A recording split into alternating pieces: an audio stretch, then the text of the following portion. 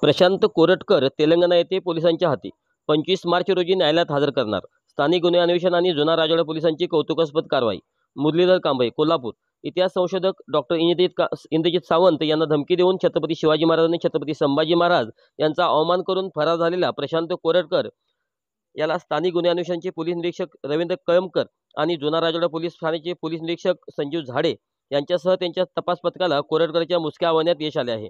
हे पोलीस पथक प्रशांत कोरटकरला ताब्यात घेऊन कोल्हापूरच्या दिशेने येत आहेत. उद्या मंगळवार दिनांक 25 मार्च रोजी न्यायालयात हजर करणार असल्याचे त्यांनी सांगितले. प्रशांत कोरटकर हा गुन्हा घडल्यापासून पोलिसांना चकवत होता.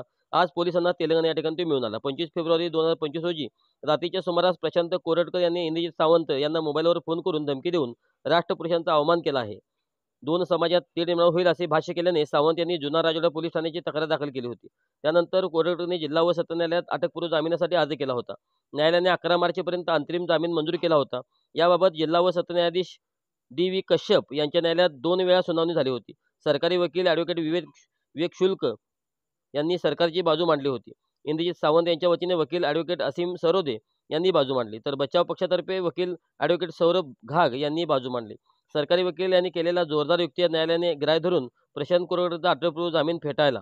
त्यामुळे जुना राजवाडा पोलीस आणि स्थानिक गुन्हे अन्वेषणचे तपास पथक प्रशांत कोरटकरच्या मागावर होते. तो राहत असलेल्या ठिकाणी पोलीस त्याचा शोध घेत होते. अखेर तेलंगणा या ठिकाणी प्रशांत कोरटकर या पोलिसांच्या हाती लागला आहे. दरम्यान प्रशांत कोरटकर याचे उच्च न्यायालयात जामीन अर्ज केला आहे. सरन्यायालयाने तेथे त्याचा जामीन अर्ज फेटाळण्यात आला आहे. ही कारवाई स्थानिक गुन्हे अन्वेषणचे पोलीस निरीक्षक रवींद्र कळमकर, जुना राजवाडा पोलीस ठाण्याचे पोलीस निरीक्षक संजीव झाडे, पोलीस उपनिरीक्षक शेष मोरे यांच्यासह त्यांच्या पथकाने केली.